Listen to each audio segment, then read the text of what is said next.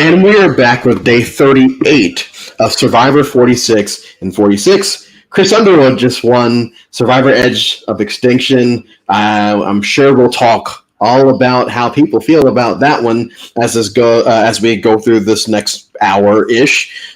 Today we are joined by Joel and Ari from the LRG community and Lucky from the Nullified Take. Traders New Zealand review, depending on who's listening to this and at what time, will be either tomorrow at 4 a.m. or 8 p.m. his time or whatever it is. It's coming within the next years. And just going straight into Edge of Extinction. We'll start. Mucky, you said this is your favorite season, your favorite American season. So we'll start with you. What is it about Edge of Extinction that puts it at the top of your American Survivor list?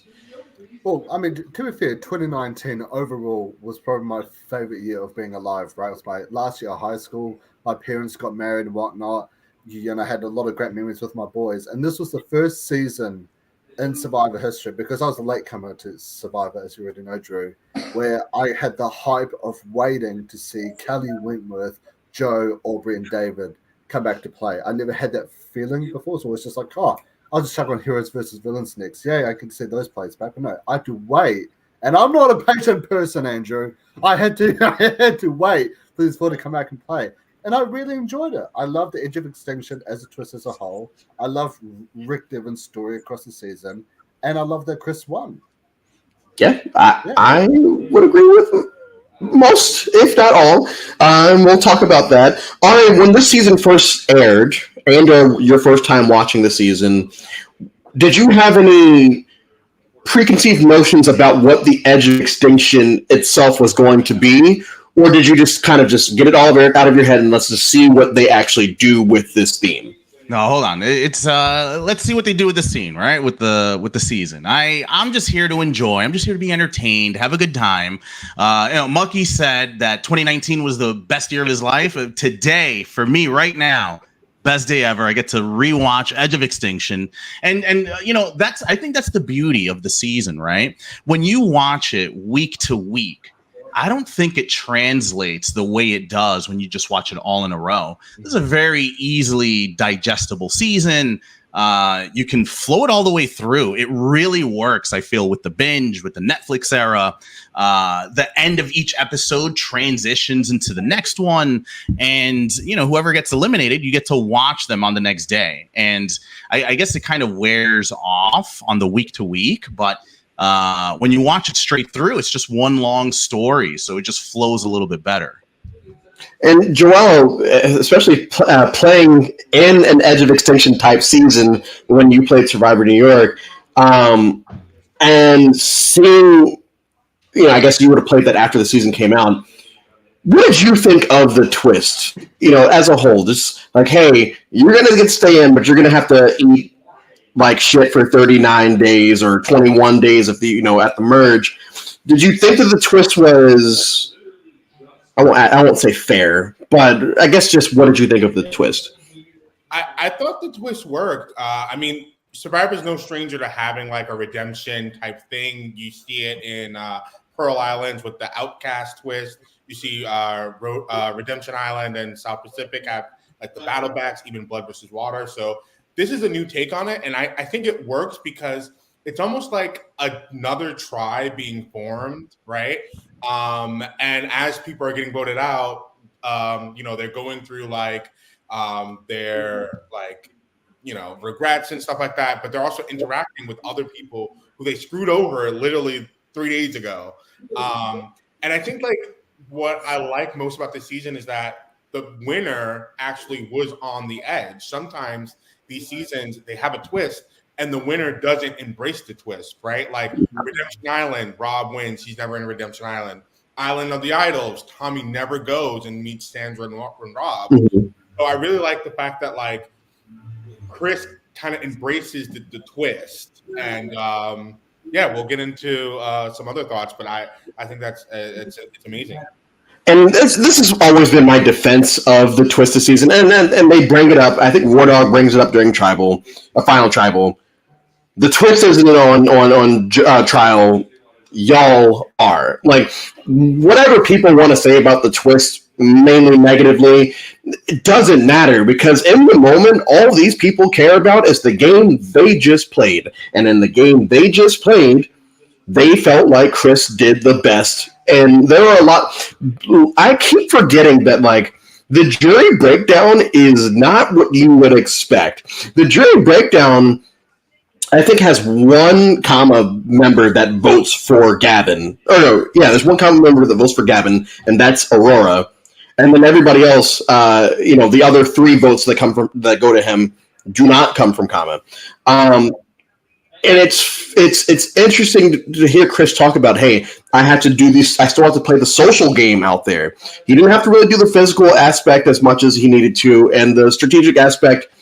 I'm going to get to a very important part of the strategy when he was out there. But the social aspect, I feel like, really worked to his benefit in this game. And once again, the one thing that I always try to say about this season is even though I don't like him, if Ozzy wins South Pacific, people don't bitch about it. If Tina wins Blood versus Water, people probably don't bitch about it. If Burton wins Pearl Islands, people probably don't bitch about it. And all of a sudden, we get Chris. If Rick Devens wins this season, people probably don't bitch about it. And I understand that, Chris only played, 11 days of the game, maybe 12. But if you're gonna hold this thing of he got voted out, then you can't say that you were rooting for Rick Devens this season because he got voted out one round after Chris did. And the only reason Chris probably didn't win that first battle back is because Keith gave him a disadvantage on the battle back. So, Maki, going back to you, why do you think there's this dark cloud over just the Chris win in general? Why do you think that people hate him and loathe him that much that they, by what's the word? Because the two are related together, also shit on the season. So what do you think it is about Chris that makes people have so much loathe for him? I mean, I'm not too sure because when you think back to when he came back in the final six, he did every small thing perfectly to reach the end, right? He got someone else to play an idol for him, right? And got Victoria out. He then, had his own idol who saved that round. Then he not only won immunity, but gave that up to take out the biggest threat in the game. Someone who everyone's been trying to take out for majority of the merge phase of the game, right? He did everything right to earn the win. I don't know what else he could have done to earn the win, but I think it's also because American Survivor fans, I know a lot of them don't watch Australian Survivor. I grew up with Australian Survivor. That's kind of my gig, right? So I'm used to seeing people get voted out and come back in the next episode. I don't mind it that much, but I know a lot of fans do. I feel like Chris's win. I always relate Chris's win to the Doctor Strange and the Avengers, right? There's only one way you're winning this game, and your ass got to get voted out round 3. You know what I'm saying? So that's how I feel about it. And you know what? I feel like you're asking me about the twist, right? And I don't want to get off that. I feel like the Edge of Extinction is the main character this season, right? It's not Chris. It's not actually Chris. Because the whole point of Extinction. It's right. Yeah. That's the name of the season, right? And Reem being the first one there. I think one thing we never want to forget is us as viewers. We knew this was happening, right? We were depressed. Maybe on episode 1, you find out. But if you're someone like Reem or Rick, you don't know when this is ending. There's no end game. They gave him nothing. Yeah. That first night for Reem is just all darkness. I think she may have had like a torch, like it's level 1 of Zelda. You know what I'm saying? Like she had nothing. And they talk about in the beginning, Jeff Probst, like this is about pushing yourself. We knew there would be people coming back, but these folks had no food, no water. I don't know about water, right? But like they had no idea when this was going to stop. So in terms of Chris's win, I feel like everyone on that jury projected themselves and said, oh, that's what I would have done. Oh, if I'm back in the game, oh, that's exactly what I would have done. So he did exactly what he had to do to earn those votes. And you could kind of see the folks, the people that vote for Gavin, it's like more the people that Chris kind of screwed at the end, right? Rick and Lauren. Well, that's it. Oh yeah, he kind of does screw Lauren, but like Wentworth votes for Gavin and Aurora votes for Gavin. I think it's because Aurora and Chris never cross paths. Yeah. They never cross paths, and because I think the battle back is the episode the episode right after Aurora gets voted out, so they have one night together, and Wentworth probably goes with Lauren in that situation. So yeah, and then Devin's. I don't believe in bitterness, and I don't think that what he did was actually bitter. I do feel like he probably liked Gavin better, but the optics aren't great. Joel, what I want to ask you is, this season is shit on in the community. Like, people do not like this season, and for me, the first time I watched it, I was just like, okay, yeah, it's mid. But as I've watched it over the last few times that I've done this, it's like, no, this is actually just a good season. I understand it's very similar to like 43, where people get pissy about the win. But like the season leading up to, like, watching Jesse in 43 was a lot of fun. And in this season, watching Rick Devens in this season, and a lot of people that are very underrated, and we're going to talk about them in the season, are a lot of fun. So should the fact that the winner, whether you like him or not, is who he is, affect how people see the season as a whole? Absolutely not. Like, I think that we weren't there, right? So there was probably stuff that happened that we don't know about that Chris did that may have deserved him to win. But I think that, like, the beauty of Survivor is watching all the different converging stories, not just the winner, right? We get 4 returnees who are like great all in their own right. This becomes the first season that it's like a returnee player that doesn't make it to the end. Yeah. And that is the first one, right? Yep. Which is nuts, because usually in the other seasons, all of the new players are like, oh, like I'll follow you, and what do I do? How do I make fire? And day one, they're like, we got to get them out. And it just shows the evolution of the game and the evolution of the players, thinking like, hey, we can't let them get anywhere near the merge because they'll run the game. And I think also what's so fascinating is with like the Manu tribe is iconic, like no duds anywhere. I feel like there's not really that many 10-person tribes that you're like, oh, I know all of them. You feel like you know all of these characters. In the beginning, Kamo's kind of boring, but don't get on with them, yeah. They were winning, and then just to see the Lesu 5 all just fighting with each other at the merge and going back and forth between different power struggles, I think it's amazing. I don't think you can just put this season aside based on the winner, because there's been plenty of other good seasons with average winners. And what I'll say about that is, I feel like this season people always want big moves, or the casual fan or whatever the fuck. They want big moves, they want the game to be fluid.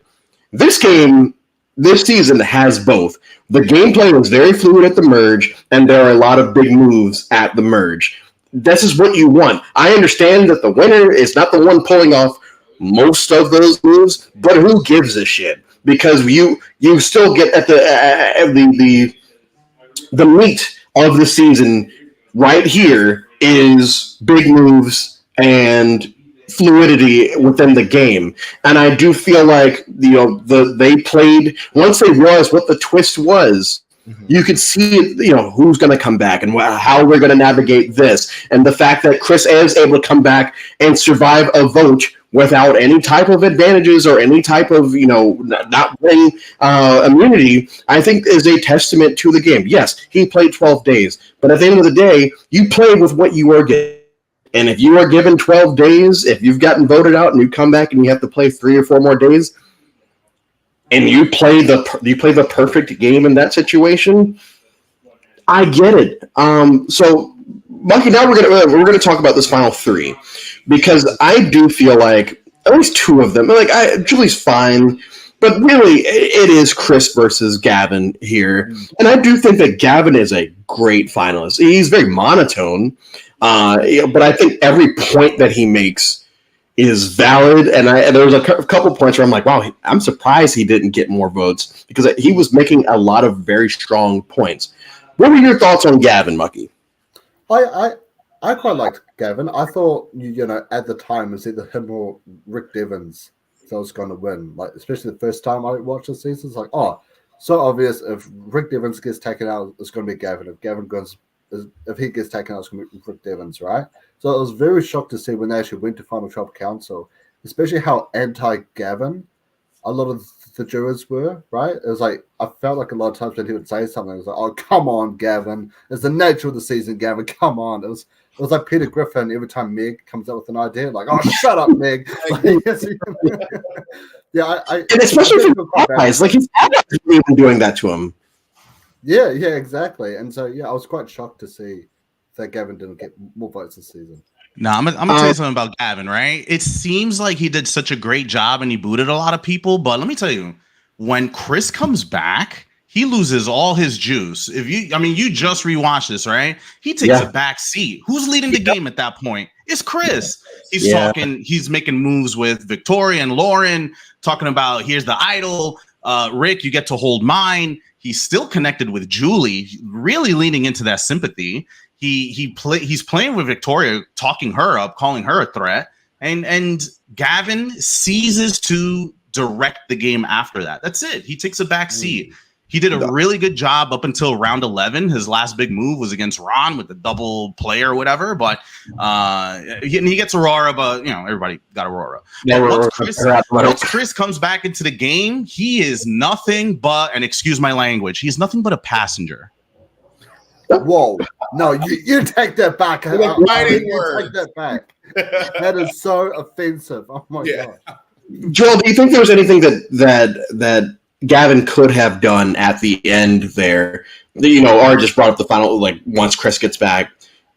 Do you think there's anything that Gavin could have done outside of sitting at the end with Julie and Lauren? In which case, I still think he probably still loses to Lauren, maybe.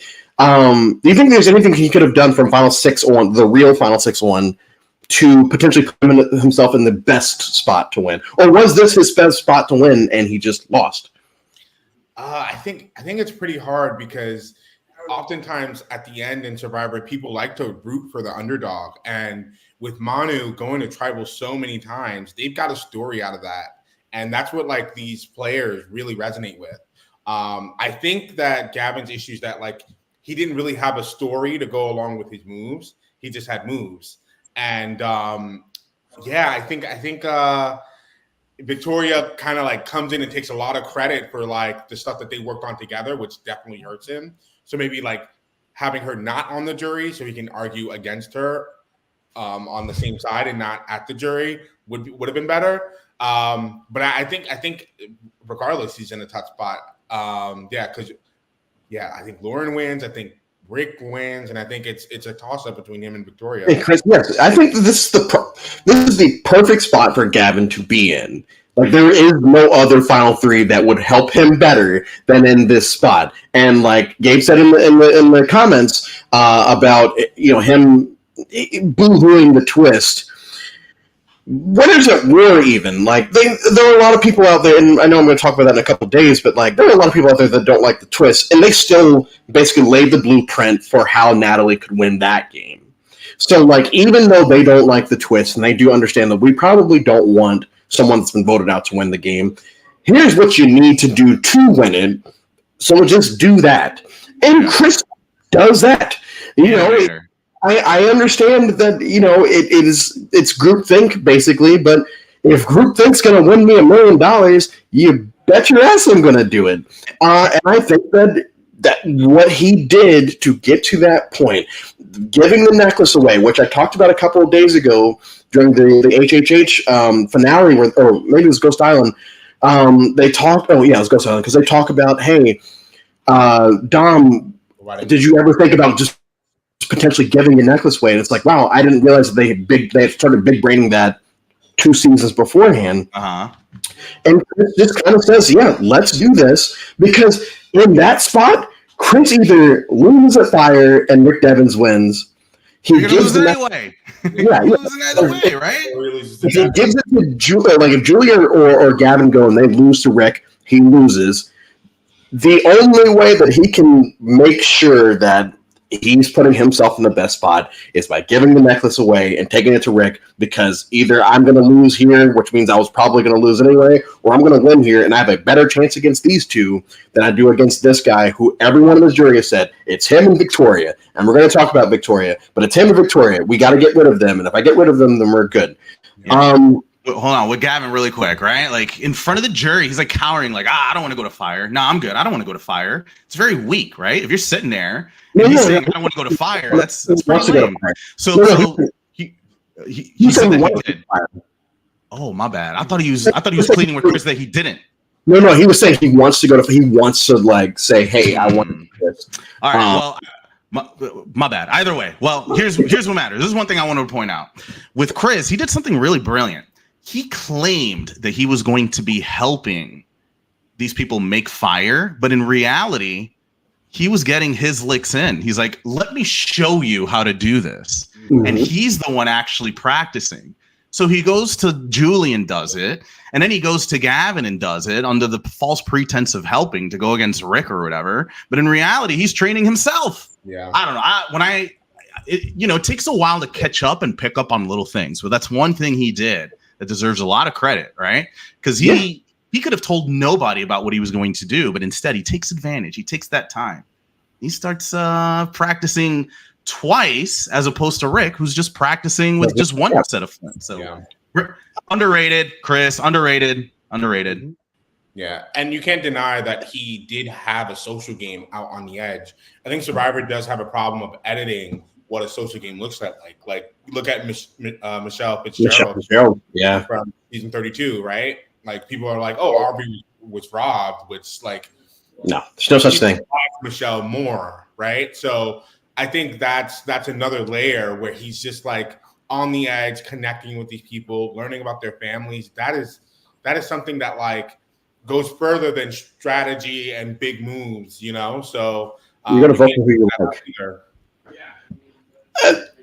Monkey, going to you, talking about the cast as a whole, because I know people have brought it up so far tonight. The cast as a whole, I feel like, there's very few misses with it. I feel like everyone has very distinct characteristics. I would say that it was Ron's other guy, the other guy with Ron. Oh, Chris's clone? Eric, yes. Because I kept forgetting he existed while watching this. It's like, oh yeah, I guess where does he go out? I can't remember. And then when he does go out, I'm like, oh, okay, yeah, I guess he does. Overall, though, I do feel like even the early boots, Reem, who we're gonna briefly touch on, but we have Wendy, we have Chris, who's the third boot. What did you think about this cast overall, Mucky? I really enjoy this cast. I feel like it's one of the better casts from 38 all the way across of New Era. Well, to be fair, I'm not really a big fan of the New Era anyways, but yeah, it's like everyone has their own stand-up moment. Everyone has their own specific highlight. Like you can point to majority of the cast and be like, you've done this or you've done that and stuff like that. And so, yeah, which I feel like is much better than most Survivor casts where it's really just like 6 or 8 people. I agree. And Reem spent more days on the edge than a current season of New Era Survivor. Oh, exactly. Okay, Eliza, relax. But and I do agree with you. It's the fact that like when I was going through 35 and 36, and I'm sitting there like, this is so boring. I can't connect with almost anyone out here. 37 thankfully saved me yesterday, and today I feel like it was more of the same. Where there are a lot of people this season that I'm like, I actually care. And while I was watching this, the big thing that kept popping in my mind, and I think this does bring down the season, is I feel like it's a mix of every season, every newbie season that comes before it in the 30s. And what I mean by that is, I'm not the biggest fan of the 30s seasons because I think that's when we start getting the big moves and resume era, which I hate. And also Ghost Island happens where they under-edit everyone and only edit 2. And this season, there's a lot of big moves, and then those they get taken out. There's a whole bunch of people talking about their resumes, and they do stupid shit, or they do a big move and then get taken out. There are a lot of people this season that are under-edited, that are looked at as threats. Julia and Victoria being two of them, where we get during the Aubrey vote, we get a lot of content from them, but outside of that, we really don't. But it's looked at as the two of them and Gavin are a tight three, and they're running the show. And the fact that they are so under-edited because we have to give Rick Devin screen time, which fine, like we'll talk about him, and we have to give our returnees screen time, fine. I like Kelly Wentworth and I like David.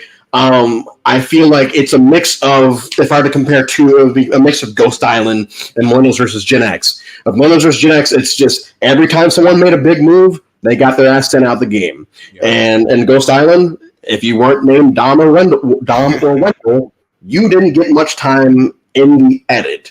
And I think that for me, that's what brings the season down. It's still, like, I still like this season. But those are the two big negatives for me. So we'll go back in order again. Mucky, if you had to give a negative to your favorite season, your favorite American season, what would it be? I have none. Yeah, it's just such a flawless season. It could have used that diversity initiative. Yeah. No, I feel like I would have loved to see more of Karma in the early days as well, because they really did just come out of nowhere, right? Like it was always just like, oh, Joe and Aubrey are, on the bottom, and that's pretty much it. But we hardly saw players like Julie, like Victoria and stuff, and how that power structure was made, because they had their own three, and Eric, Ron, and Julie had their own three, right? So I would have been more interested in seeing them, I guess, more early days, really. But also at the same time, I really enjoyed the 100 confessionals that Rick Devon's got as well. I think he's great. So, yeah. As I was watching this, it was just like, all right, when they start casting for 50, and they probably already have us locked in, there are a lot of people that we've gotten 33 through 49 by the time. Rick Devon's is the lock. Like, there are a lot of people that are like, okay, yeah, they'll probably, like Q. I feel like Q is probably going to be there. Rick Devon's is the lock for 50, and he's probably the lock to get voted out first, unless something crazy happens. All right, who are some of the characters that you connected with this season, whether it was the first time or the most recent time, that you felt like, okay, yeah, I feel like I can relate to this person, or I'm really interested to see where this person's story goes. You know what? Like, talking about the cast, right? Like, forgetting like the strategic side. I feel like one person is it's a lot of interesting people, right? Like, I find Reem interesting, whatever. But Wendy, right? I feel like when you watch it more, you kind of gloss over. Like, for some people, this may be the first time they're introduced to someone with Tourette's, and I don't know. It's just like it's cool to see someone like that on TV, right? Like.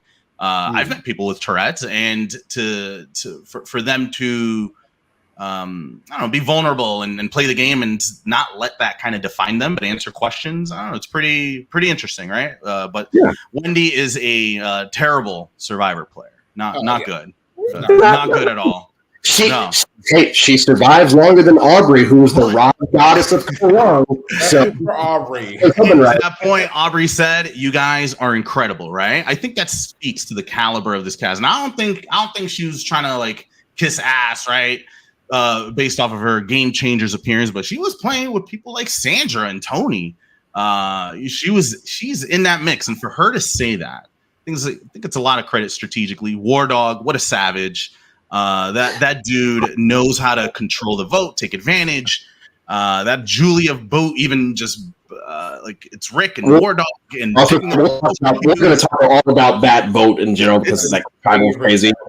Yeah, and then finally Aurora, she's what an under-edited, interesting person. I think she's, if I'm not mistaken, she is a lawyer of like child services or something, right? When she grew up as like in the system. Come on, man. Yeah.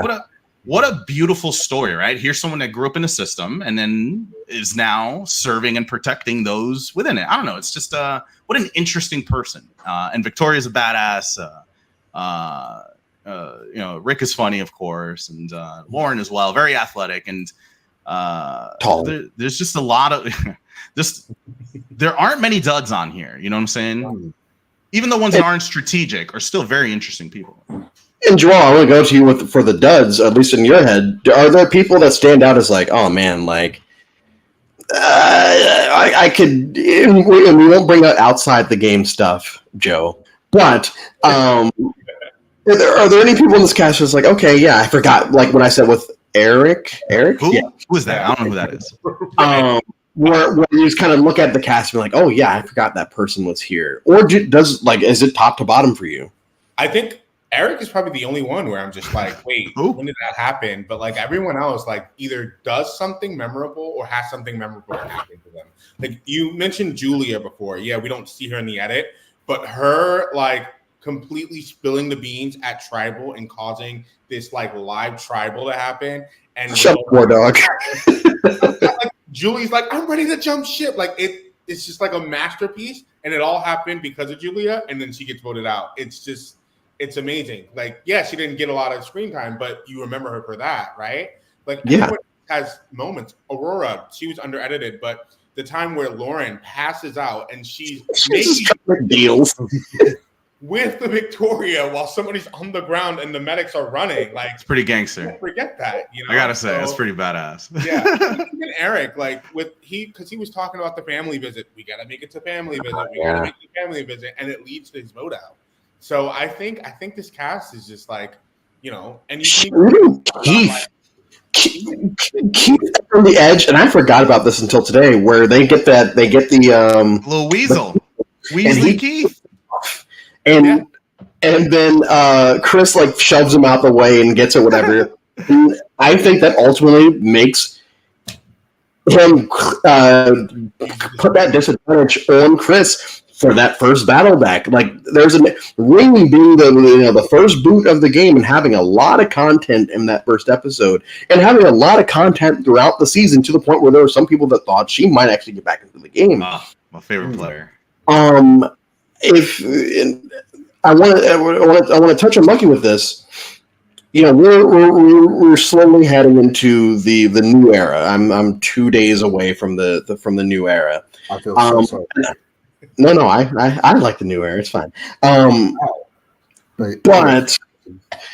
But I saw this change starting to happen around 35, where you know these casts have one or two people that you really connect with, and that's about it. 35 is that way, 36 that way, 37 is everyone you connect, almost everyone that you connect with. 38, I would put in the David versus Goliath category of there are more people than you connect with than you forget. And then 39 to 46, I think it goes back to, oh yeah, there's a couple people that do you feel like that helps or hurts a season in your eyes? Well, it's quite interesting. It's quite interesting that you asked this because a massive critique with Australian Survivor said they only give the edit to like 6 people and they take up the entire screen time, right? Like it's all good to build up characters for moments and stuff. Like Australian Survivor does it in ways like, oh, here is a big player. So when their blindside happens, it feels out of this world. It is insanely epic and over the top, right? Which adds a cinematic epicness to it. But with American Survivor, especially in the new era, it's not really they're getting that treatment, just that, like, you know, they're the only ones who actually have done something, right? Because I feel like with the big moves era, especially, why make a big move where you can just ride to the end, make a big move like Final 6 or Final 5, and then you'll probably win just off that, right? And so that's what I think the issue with American Survivor, especially with the editing, is that just strategically more smarter to just be a loyal, more of a social player, and then do all the strategy much more closer towards the end.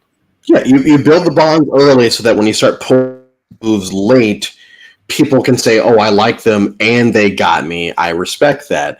And I do feel, and I know I keep going back to Millennials vs. Gen X this week with a lot of seasons I talk about. And I think that, once again, the reason that brings it down a little bit for me is the fact that everyone has in their heads that they have to make all these crazy moves and they have to be out in the open about it. And every single time those people get taken out. And in this season, it's kind of the same thing where Gavin and Victoria are doing a lot and they're doing it under the radar.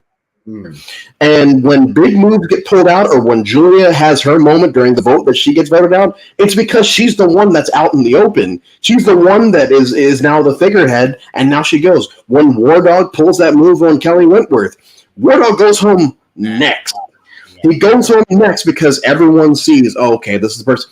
And that's why I think that there's a I don't say it's a fallacy with the game, but there's a fallacy with how people think about the game, where they feel like they have to make these big moves and they have to be outward with it so that the jury sees us. It's like, yeah, unless you're Natalie Anderson playing with a bunch of jamokes that final set and Wendell Sir, you're probably not going to be able to just showboat your way to the end.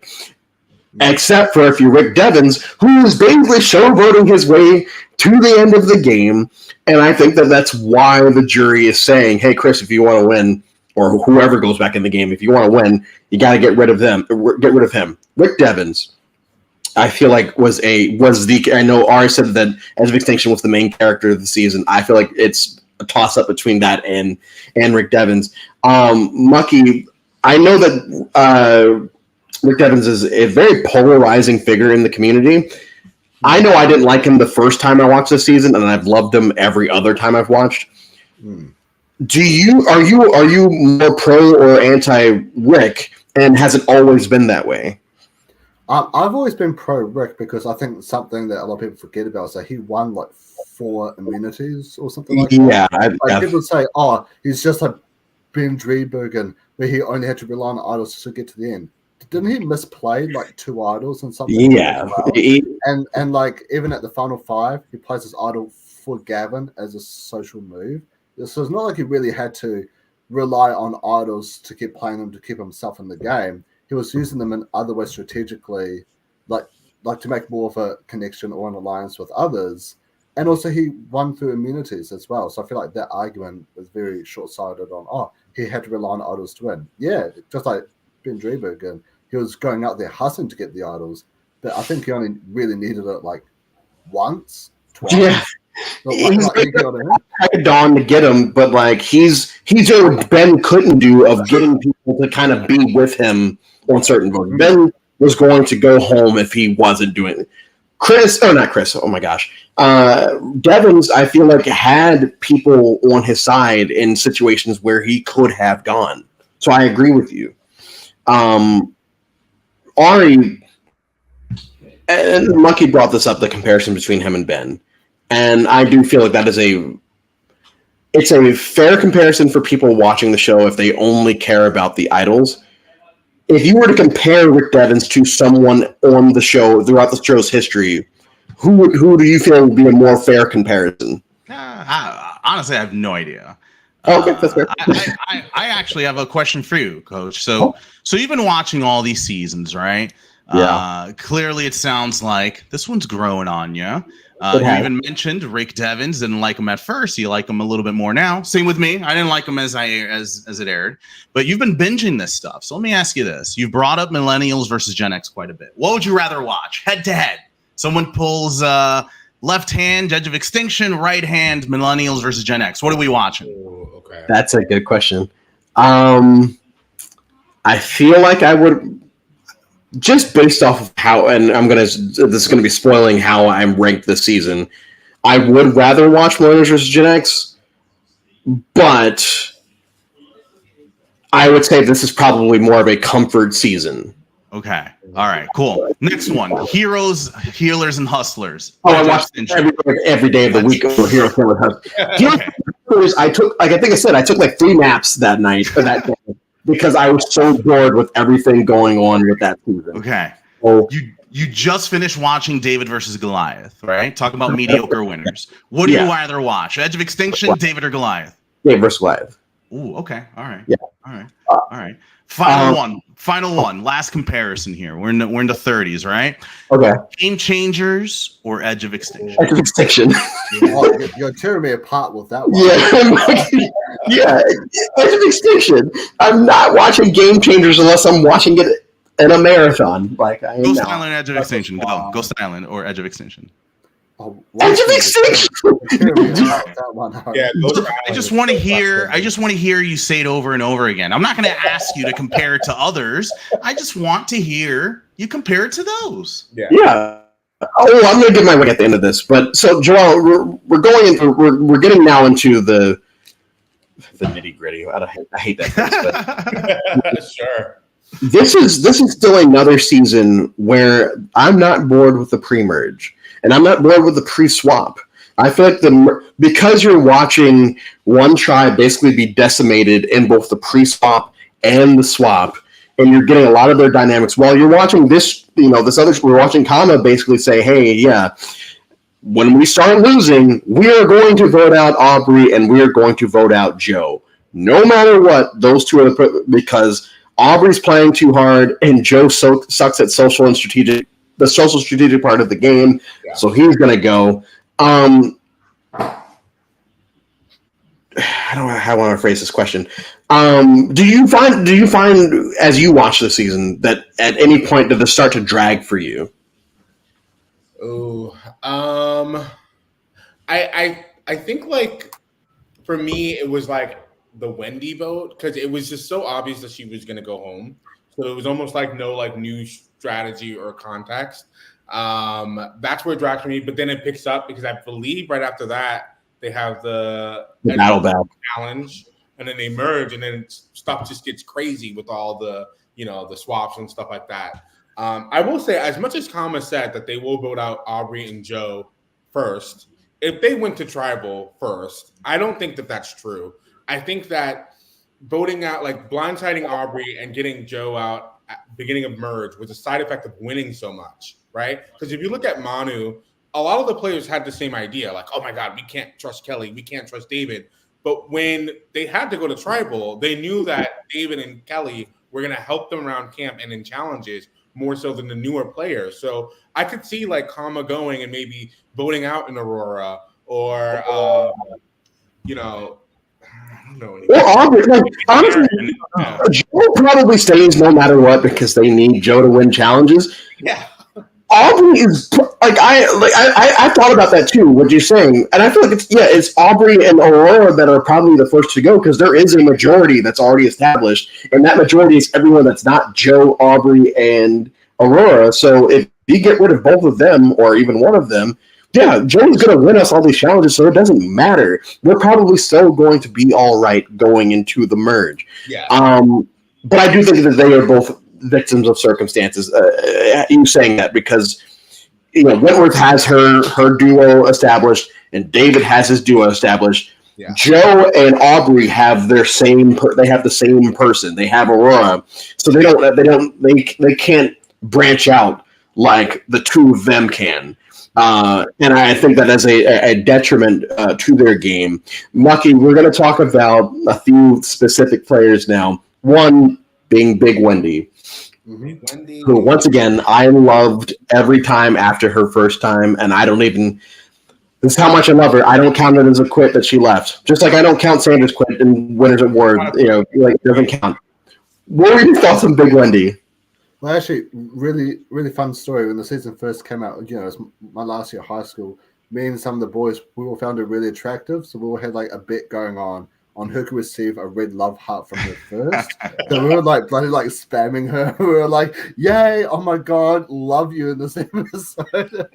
I love Big Wendy. I have so many fun memories with Wendy. Unfortunately, my friend won, so we all owed him like $20 or something like that. But I enjoyed Wendy, and something I wanted to bring up was this was the only other time a joint tribal council had happened. And I felt like it was very interesting that with Wendy go out this time. No, Game Changers. It happened in Game Changers.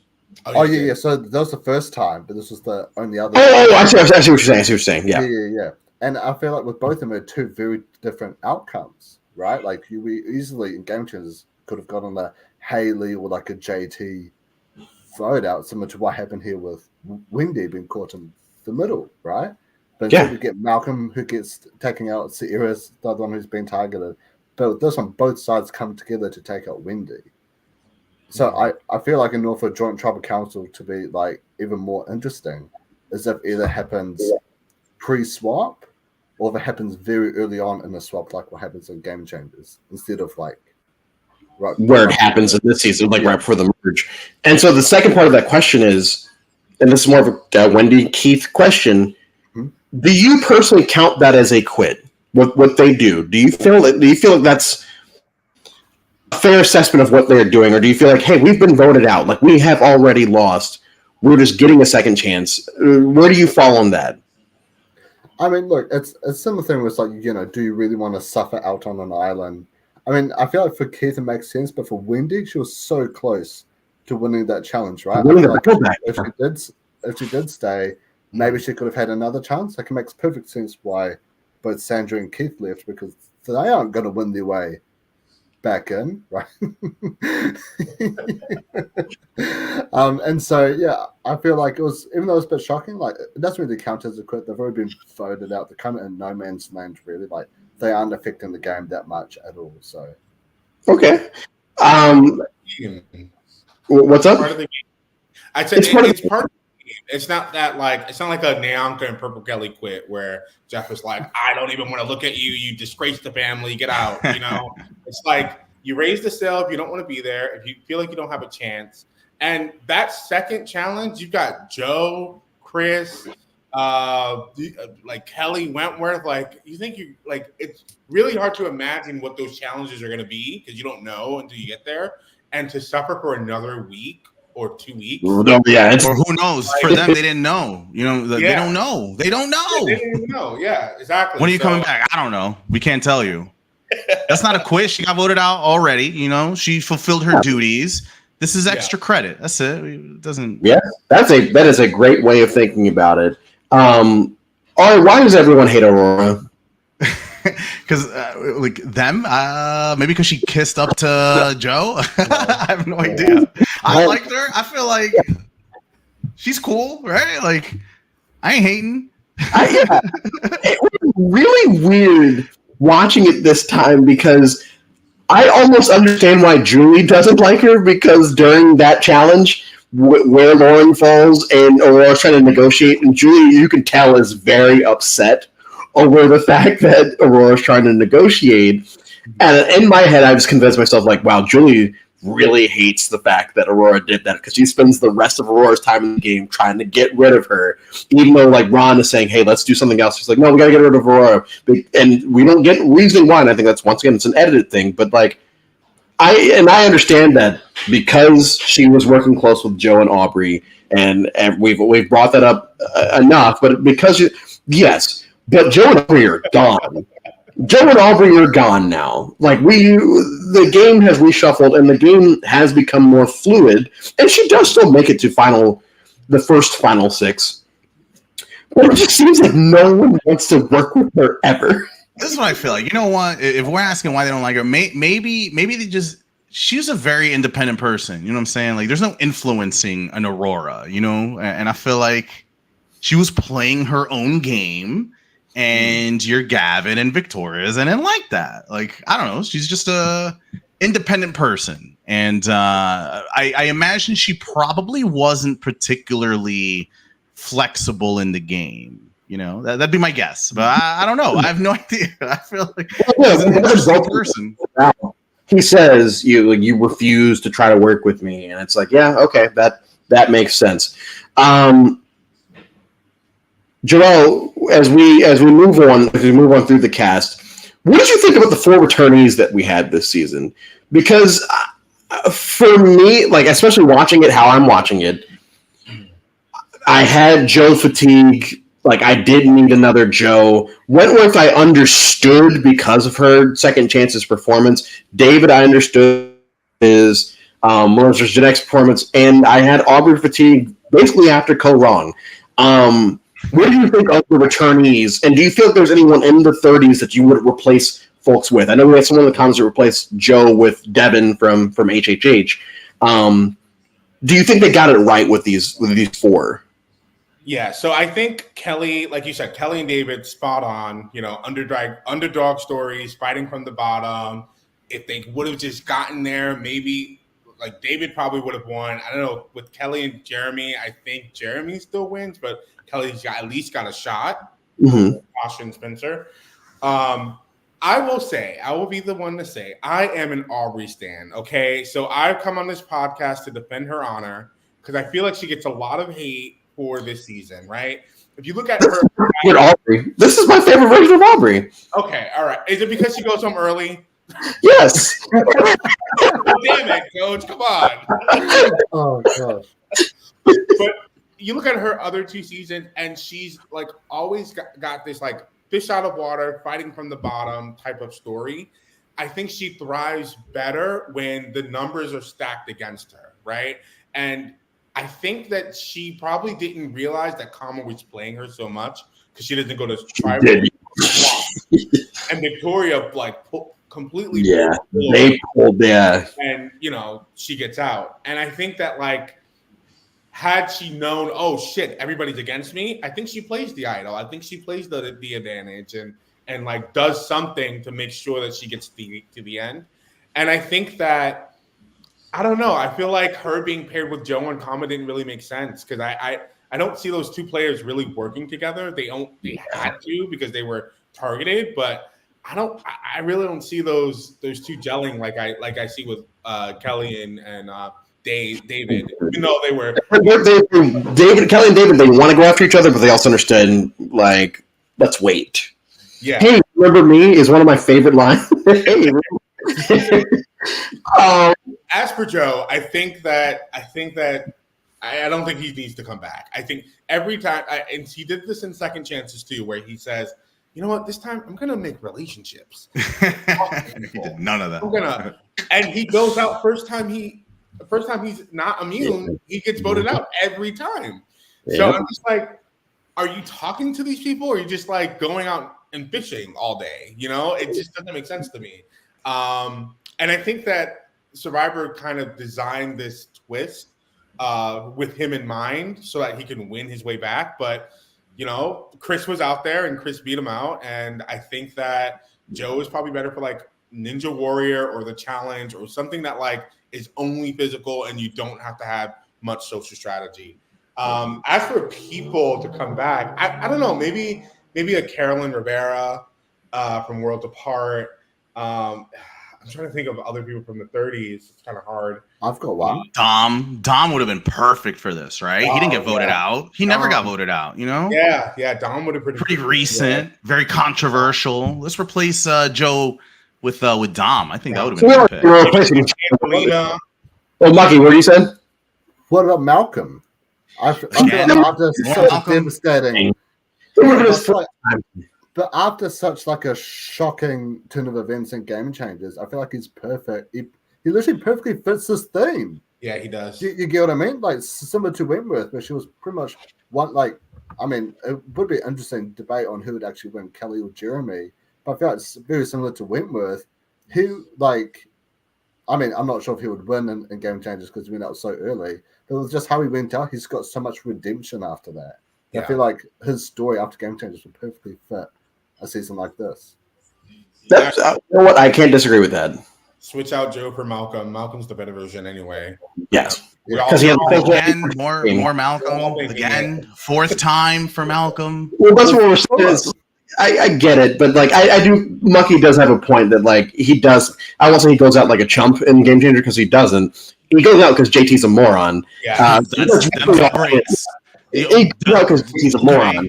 That's it. That's a moron. Sometimes it'd be like that. Yeah, I still can't believe he played the first perfect game of Survivor, and he comes back and he just ruins it every time.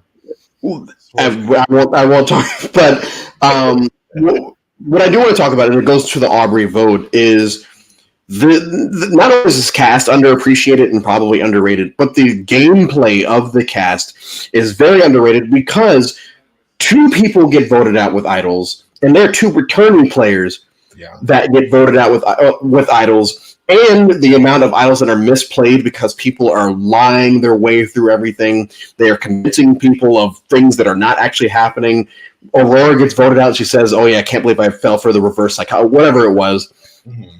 I feel like the gameplay of the season is so underappreciated. Once again, because people just like, oh well, I hate the fact that the person that played 12 days won the game. It's like, get over it. do you understand what we have here? Like here, we are getting such great shit for most of it that yeah, the winner is who he is, and who gives a shit because at the end of the day, we're getting a fun season. It's very similar to I don't know, like I'm trying to think of. I'm not going to say that one season, but it's Say it. very Just do it. similar. Say it. Say it. We want to hear it. No, I like Natalie White, and I like that she won Samoa. I like But but I understand that there's another person on that season that carries the season. Love him or hate him. But there's another person that carries the season, and so the fact that we get Natalie at the end that wins, it's like that for me. That's always been great for me because I get to watch this man lose. Here, I feel like we get who that winner is, but that shouldn't take away from the last few weeks because the last few weeks have been great. And I understand that Chris is not in there the entire time. I absolutely understand that. But I love Game of Thrones. Yes, I understand the last season was what it was. That doesn't mean that I don't like Game of Thrones. It just means that the last season was what it was. That's a good comparison. Fight me.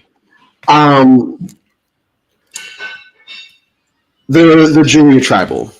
Most of the tribals, but specifically the Julia Tribal, which is shown in the preview, because you could tell production really wants you to care about what's going to happen at this tribal. Marky, how did things go so off the rails here? Because David is the vote, and we know that David's the vote because David asked, "Hey, was I the vote?" And they're like, "Yeah, it's going to be you. It's going to be you." I feel like it was Aurora voted for David. I feel like it probably would have been more of an interesting vote if that block didn't happen because the votes going on David. Kelly Wentworth was paranoid. Both of them most likely would have played their idols. And who knows what would have happened then, right? And so, the blood was really just like a, what? Like, how do we go from talking about pilots and passengers to like as if someone just brought out a gun in a shopping mall? Do you get what I mean? Like, it was just crazy, right? How to go from A to Z so quickly. And so, I loved it. I thought it was great. But it's such an underrated moment in that, though. You talked about the hi, remember me. My favorite underrated moment is when they're trying to figure out who to vote out. Ron is just like, well, maybe we can just Victoria. And she's just right there. She's like, what? Iconic. Yeah. And I mentioned "Shut Up, War Dog" earlier. It has two great lines in this one. The "Shut Up, War Dog" and the one saying, "You're such a passenger, Rick," or whatever she said. Watch your language. And it's like the reaction that the jury gave, the reaction that Rick gave of like, no, well, is that why I'm trying to drive this right now? Because I'm everything in that tribal is so great, and for it to be such a like, it's pretty unanimous. Like, I think there's only 2 votes that don't go on Julia. For such a unanimous vote. It's such a great tribal, and I would say that there are 2 other tribals that I would put in that same category this season. One, we're going to talk to you about, is the "Are you trying to make me look stupid in front of my family" tribal, where Ron eventually goes home. And I want to touch on Ron before you answer that question. I think Ron is a great villain on the season. I think Ron's he's fine and he's a fun villain on the season. And the best part of it is when he gets voted out, he shows respect to everybody left in the game. He takes it on the nose. He gets to the edge and everyone's like, "Yeah, we love you, Ron." He's like, "Oh, I mean, I lied to everyone." They're like, "No, it doesn't matter. Like, we all love you in the game." Shout out Matthew Perry. Does everyone know why? Does everyone know why I'm saying shout out Matthew Perry? Matthew Perry played Ron in his biopic because Ron was famous before this. Oh, right. Matthew Perry played Ron and the Ron Clark story or whatever. But anyway, all right, we get to the vote that Ron tries to trick Rick with his menu from the beginning of the season. What did you think about this tribal?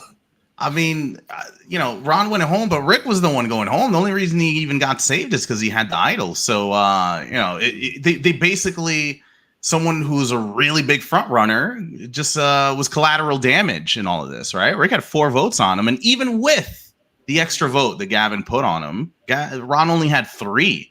So I don't know. I think it's I think it's more of the showmanship of Rick more than anything, right? So Ron didn't really get played all that much. I don't remember Gavin's reasoning for putting 2 on him, but Ron voted for Aurora. So Rick voted for Aurora. Yeah, it was Rick. So if Rick had his druthers, Ron would still be in the game. So I don't know. It's just very.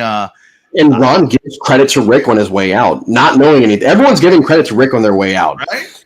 And Rick does have that moment at the tribal, where he says, you're trying to make me look stupid in front of it.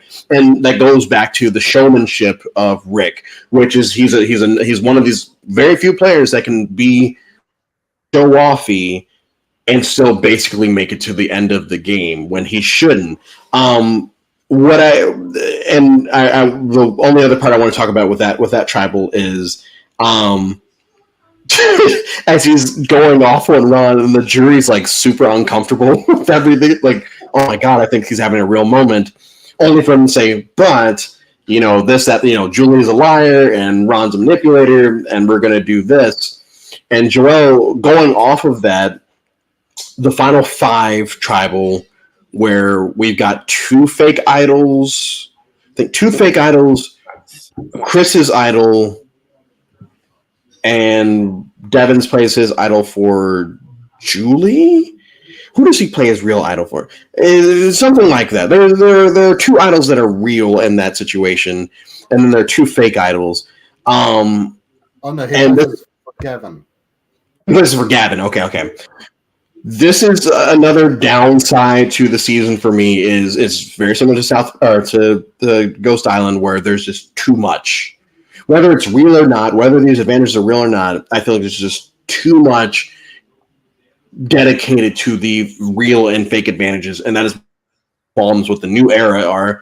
There are just too many advantages just in general.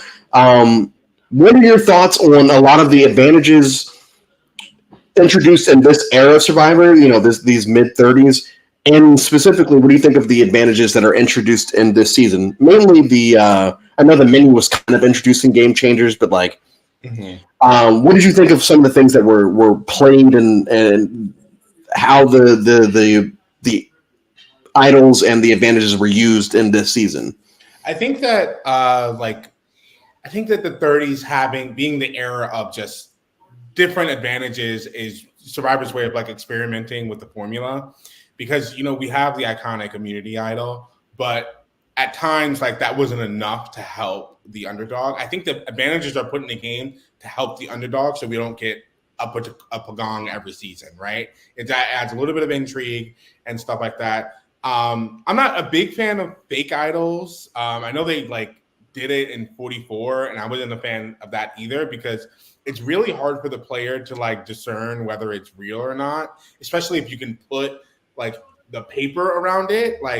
Who knows what Survivor's gonna make out of an idol. It can be a medallion, it could be beads, it could be tree mail, who knows, but I think that this tribal is a symptom of all those advantages that they've been putting in the game, the half idol, the menu. I think those are the only 2, right, advantages. The extra yeah.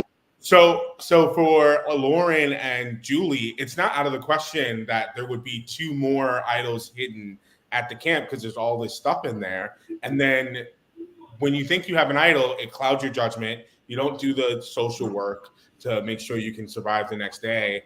And it just becomes a mess. I mean, it's fun to watch, I will say that. But for the underdog, I don't think it's fair that there's so many fake idols introduced in the game. And I think that became a thing, in 33? I think David did it to Jay, where idols go all the way back to Fiji, but yeah, more recently, yeah, there's David in 33. Yeah. There was one in Chris Noble had one in 36. Fake Idols are a tale as old as time, as Mrs. Potts might say. It's harder to do that now, right? Like New Era, you can't really. The paperwork is funky now, right? Like you can't pull that card no more. No, you can't. I think in 44, was it Josh that like showed it to Yam Yam and Carolyn, and they're like, "Dude, this is tree mail." Like that's what I'm saying. It was just like, get that shit out. The torch. What are you doing? And it like falling apart. Yeah. I mean, something I will say though, I know everyone likes to shit on game changers. Or, there was way too many advantages. All the advantages were found pre-merge. Yeah, they were just played at one day. Yeah, they were all played on the exact same day. And so I feel like everyone's like, oh, too many advantages and game changers. It was all pre-merge, right? I feel like majority of the problems do start happening from season 36 onwards. I feel like that was when we really get like all these idols, all these crazy advantages and stuff that get introduced very later on into the game as well. Yeah. So, Drew, let me ask you. I know you haven't gotten to the season yet. It's next season, IOI. How do you feel about Survivor kind of introducing like these timers on the idol where it's like you can only play this in the next 2 tribal councils? Do you think that kind of mitigates this issue of like you get to final 6 and everybody pulls out their weapons? Or yeah, I mean, we kind of get that with the idol menu or like the super idol in HHH where Chrissy could only play the first tribal. For me, I do like limits on it, and like yes, you can have like one idol that lasts till final 6 because that's pretty much as always 6 or 5. But a lot of these advantages, yeah, let's just put a cap on them. It's like because at a certain point, it almost works like the super idol from Cook Islands and Panama, where if people know you have it, they can either try to make a move and hope that it works, or you're holding everyone hostage with this all season because I could get you right now and you'll never know because, so I think that if there's a limit to it, for me, I would prefer that, but I understand that, people like big moves. So I personally think it really does come down to the cast though. Like you can throw as many advantages as you want, always comes down to the cast. My favorite, like short-term idol, like have you guys seen Australian Survivor? Yeah, I saw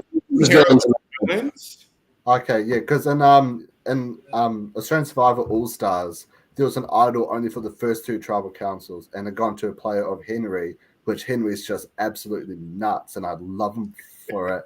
And he was like trying to force so many big moves to happen with this one idol. They only lasted for the first 3 episodes, right? Mm-hmm. And I won't spoil like what happens, but it's probably arguably one of the best blindsides in Australian Survivor history that happens with that one idol. Even probably Survivor history in general.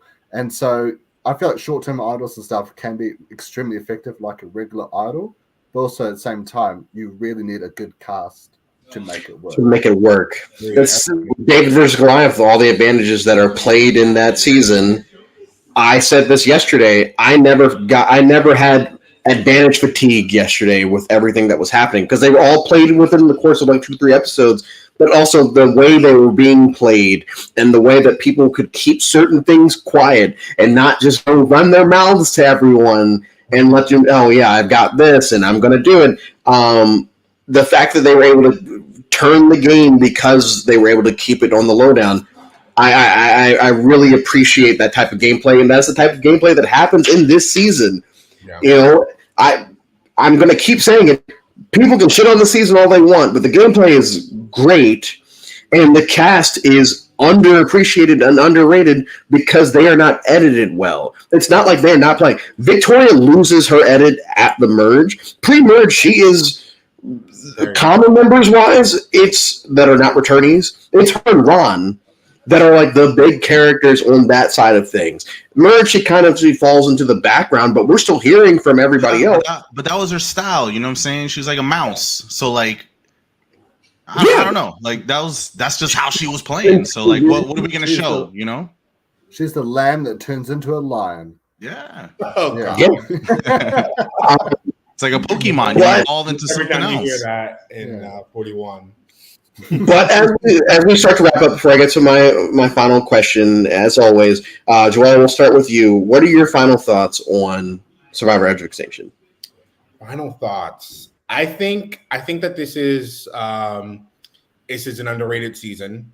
I think that the relationships, the gameplay, even the twist is really good. What a lot of people forget is that you could have quit, you not quit, but you could have gone home.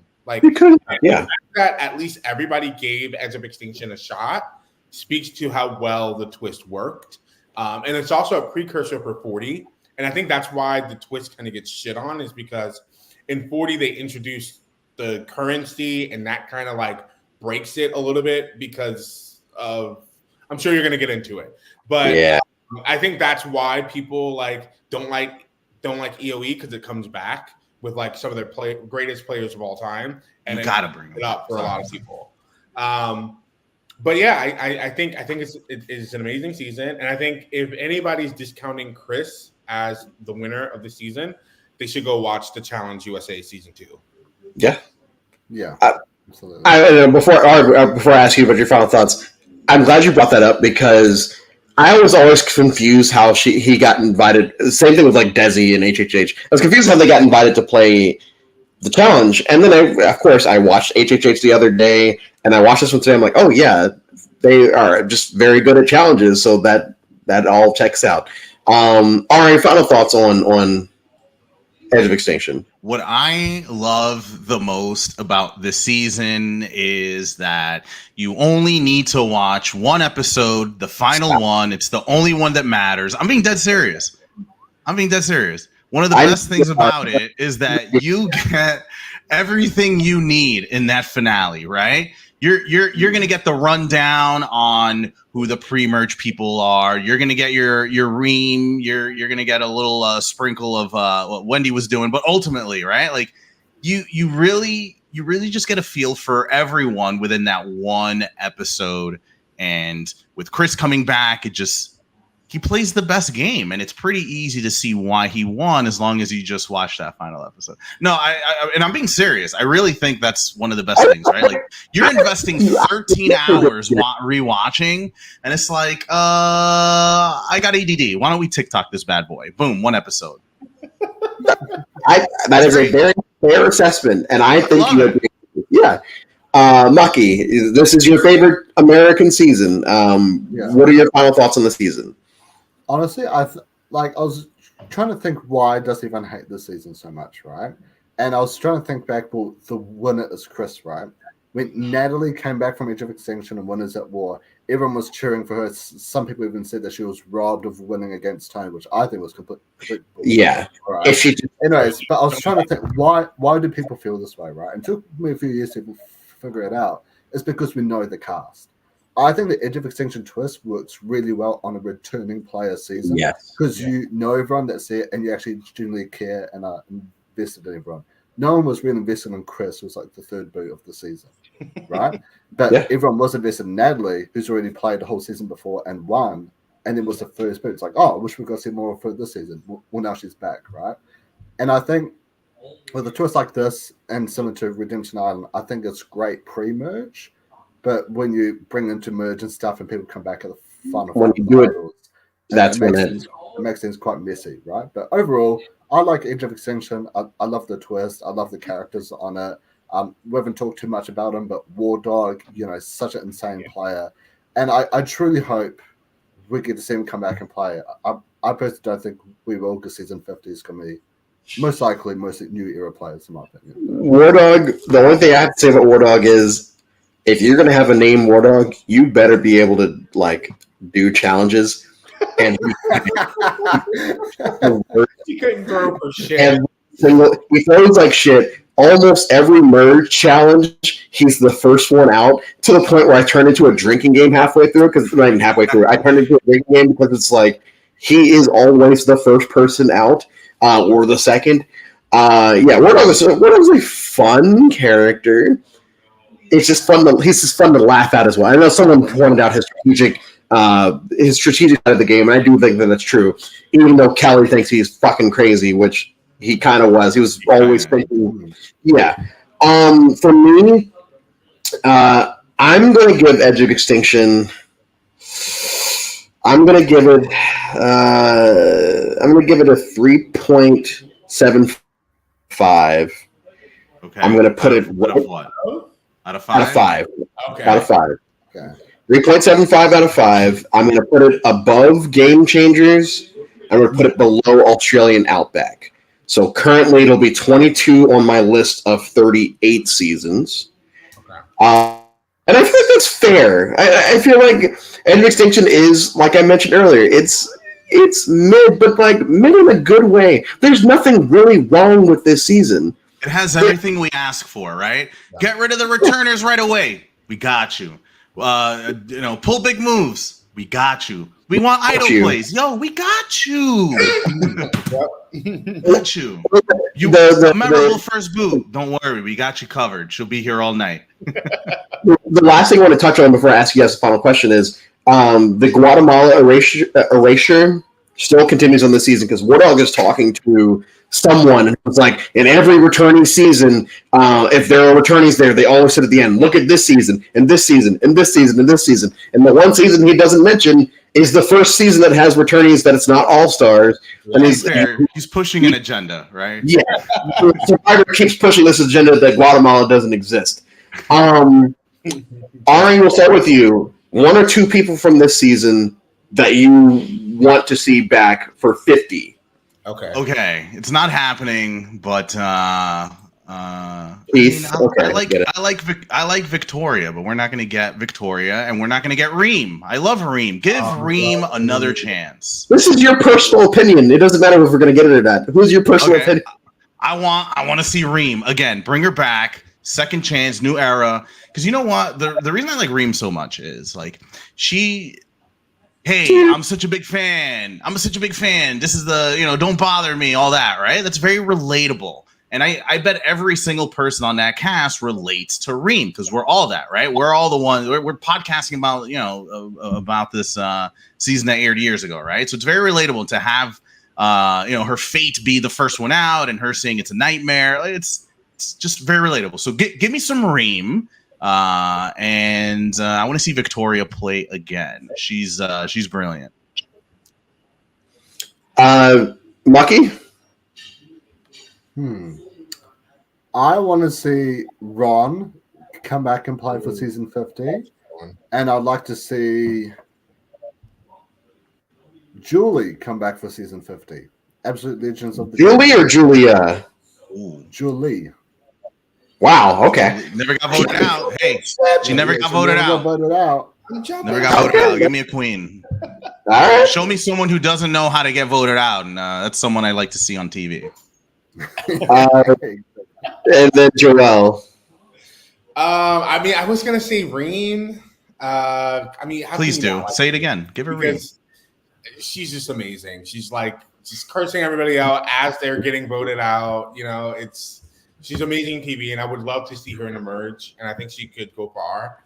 I don't know. Maybe a Lauren. I feel like she kind of like in the beginning lived in Wentworth's shadow, so I would love to see her kind of like play on her own and see how that works out. And it's funny that like on the boat, she's saying before they see the returning players, she's saying, "I love Kelly Wentworth," and who showed up is Wentworth. So yeah, and Joe's her survivor crush. Yeah, and Joe. Yeah, well, we don't need to bring him back. We're for the camera. About Joe. Okay. For me, Rick Devens, obviously, like it, whether we want it or not, we're gonna get it, and I want it. I won't say Ron, but I loved, like I said, I love Ron as a villain this season. But I would say Rick Devens. I honestly, and I'm going to use Ari's words. This is not a joke. I am not trying to bullshit. I would like to see Chris play. Yes. I would like to see that happen. Winners only, baby. You like? What's up? He was almost on season 40. Yeah. So like Chris, Rick Devens, and if I were to pick a third person, maybe I will just throw Ron in there. But so I'll say Ron. But 3.75 out of 5. I think it's a pretty good season. We're gonna get into a not pretty good season tomorrow. I'm looking forward to. Yeah, I'm gonna have fun dancing around all that. But y'all three, well, specifically Joel and Ari. Before I get to you, Mucky, thank you both so much for taking the time to do this. I really appreciate it. You two, I mean, if you're not doing anything on July 10th for 13 hours, or like at any time between, we're going to be live streaming all day. If you guys want to hop in for a bit, like 5 minutes, just to say hey, like I'll be live streaming for the last day. Mucky, what do we have going on tomorrow for you?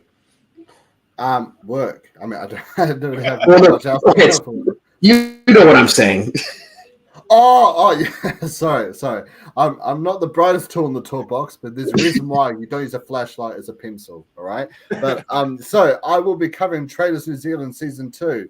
We'll be having V, who did Survivor UK and Squid Game with me, Hamish, who did Traders New Zealand with me last year, and Julia from season 1 of the Traders. We'll be having other guests come on, such as Eileen, Australian Survivor memes as well. So come along, have some fun, and so far it's looking like a great season. Highly recommend it. All right, perfect. Yeah, thank you all to everyone in the chat once again. I'm looking forward to the chat tomorrow. Thank you to everyone that's continued to support this. We are almost done. I've got like a week left at this point. Yeah, I've got 7 seasons left, so I'm looking forward to the end game. And yeah, we will see you all on the other side.